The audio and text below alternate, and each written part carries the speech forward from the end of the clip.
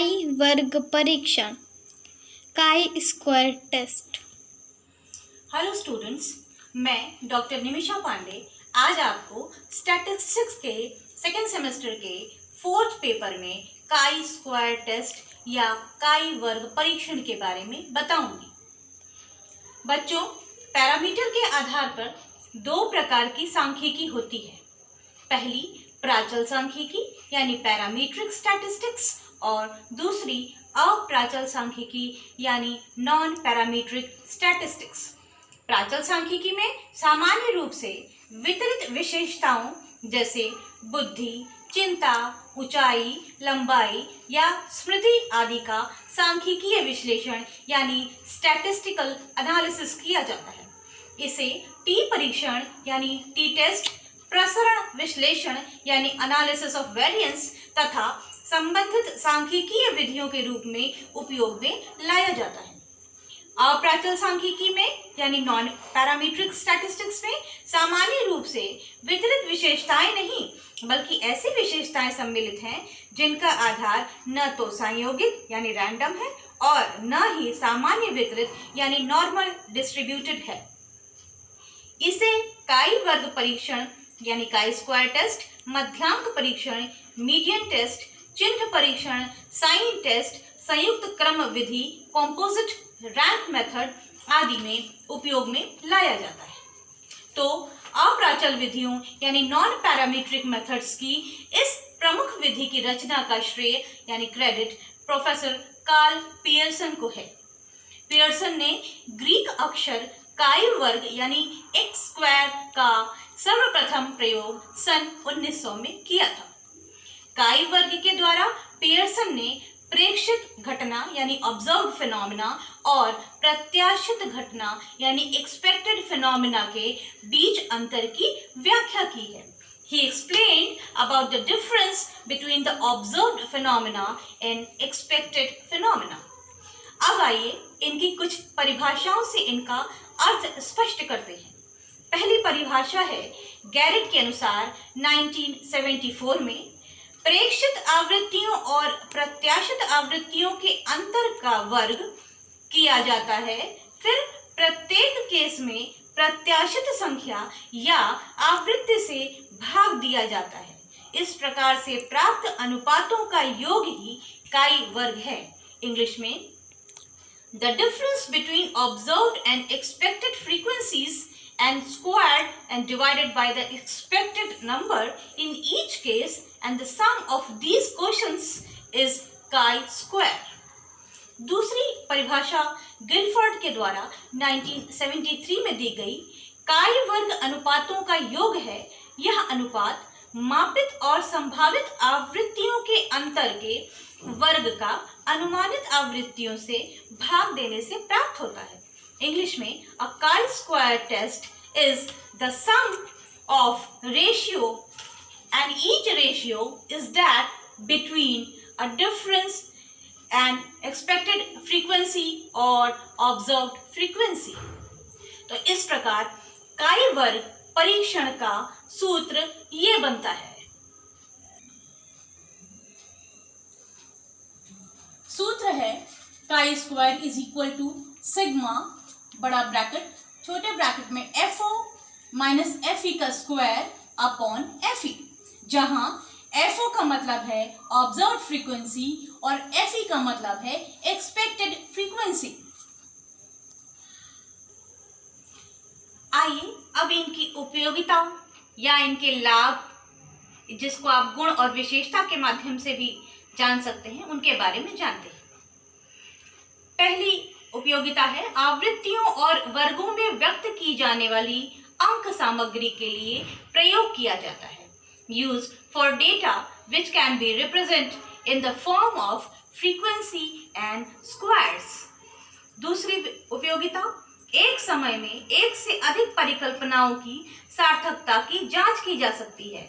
Useful to check the significance of various hypothesis in one time.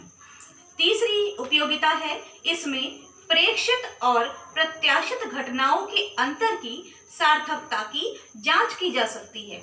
Useful to evaluate the significance of the difference between observed phenomena and expected phenomena.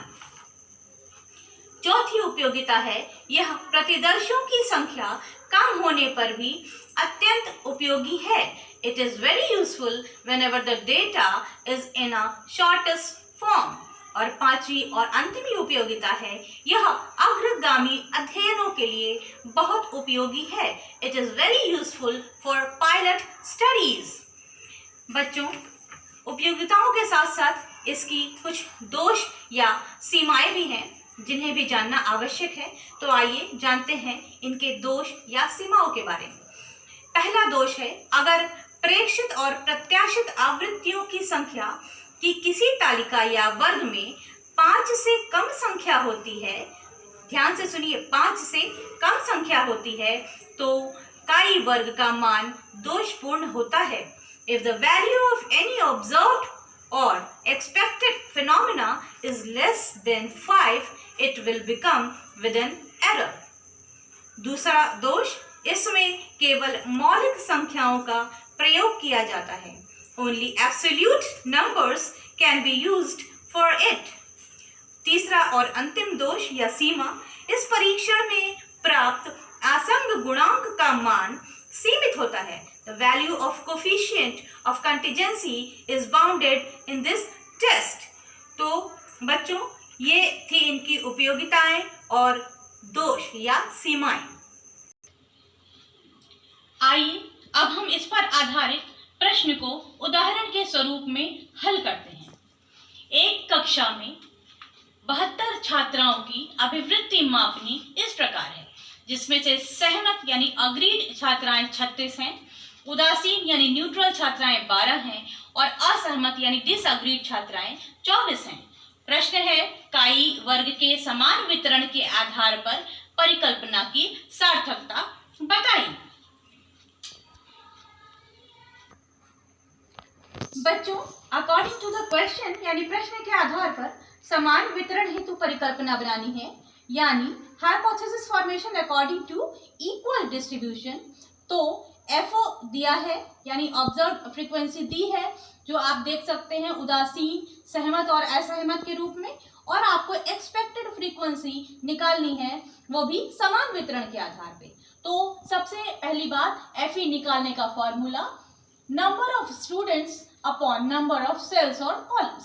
Columns हमारे पास 3 है, सहमत, असहमत और उदासीन यानी disagreed, agreed and neutral, और number of students 72 है, तो 72 अपॉन 3 इज इक्वल टू 24, यानी FE 24 आया, जो सभी कॉलम्स में बराबर होगा.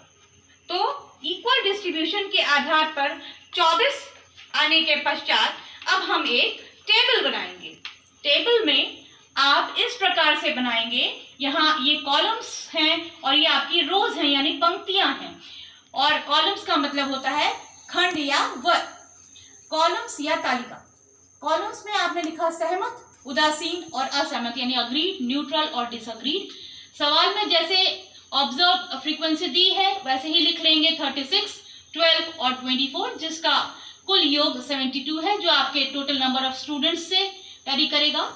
FE आपने निकाला है, क्योंकि इक्वल डिस्ट्रीब्यूशन में बार बार बता रही हूँ, तो तीनों कॉलम्स के FE एक ही होंगे, वो भी सम 72 ही आएगा.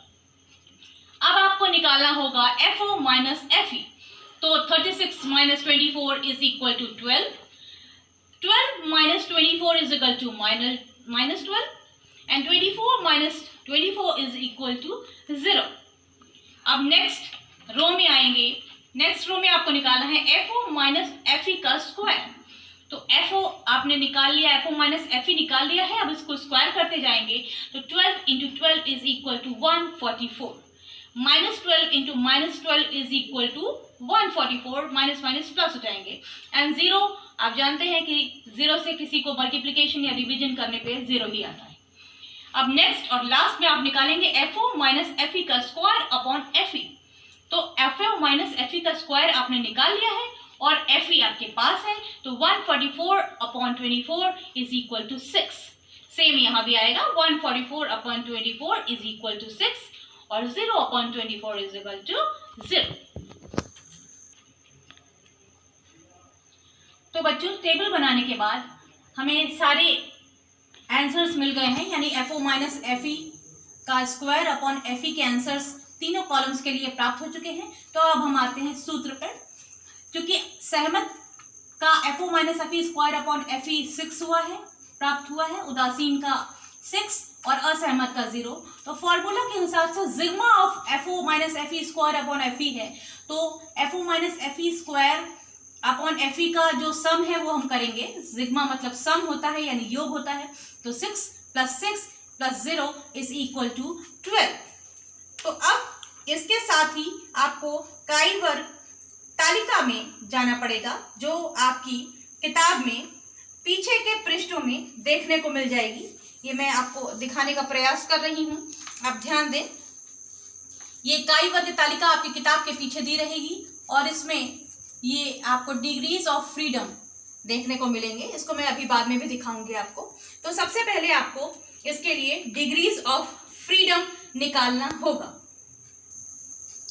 तो बच्चों डिग्रीज ऑफ फ्रीडम निकालने का फॉर्मूला है, DF से डिनोट करते हैं डिग्रीज ऑफ फ्रीडम को। इसका फॉर्मूला है R-1 इंटू C-1, जहां R का मतलब है रोज यानी पंक्तियां, C का मतलब है कॉलम्स यानी तालिका। तो R हमारे पास रोज जो हैं वो हमारे पास 2 हैं और कॉलम्स हमारे पास 3 हैं। तो आप करेंगे 2 - 1 into 3 - 1, 2 - 1 is equal to 1 and 3 - 1 is equal to 2, 1 into 2 is equal to 2। तो आपका डिग्रीज ऑफ फ्रीडम आया 2। अब हम काई स्क्वायर टेबल देखेंगे, जो आपके सांख्यिकी की पुस्तक के पीछे पृष्ठ में लिखी होगी। अब देखें तो इस टेबल में 2 DF देखने के बाद 0.5 स्तर पर, विश्वास स्तर पर इसका मान है 5.99 और 0.1 स्तर पे इसका मान है 9.21। तो अब एक्स स्क्वायर यानी काई वर्ग आया है 12, जो 5.99 और 9.21 से भी अधिक है। तो इस परिकल्पना को अस्वीकृत माना जाएगा, यानी रिजेक्टेड माना जाएगा, क्योंकि अगर काई वर्ग का मान डिग्रीज ऑफ फ्रीडम तालिका के मान से अधिक है तो परिकल्पना अस्वीकृत यानी रिजेक्ट होगी, और मान कम हुआ तो परिकल्पना स्वीकृत यानी एक्सेप्ट होगी। तो बच्चों, यह थे काई वर्ग परीक्षण से संबंधित मुख्य तथ्य और हल प्रश्न, जिसे आप स्वयं भी हल करने का अभ्यास करें। धन्यवाद।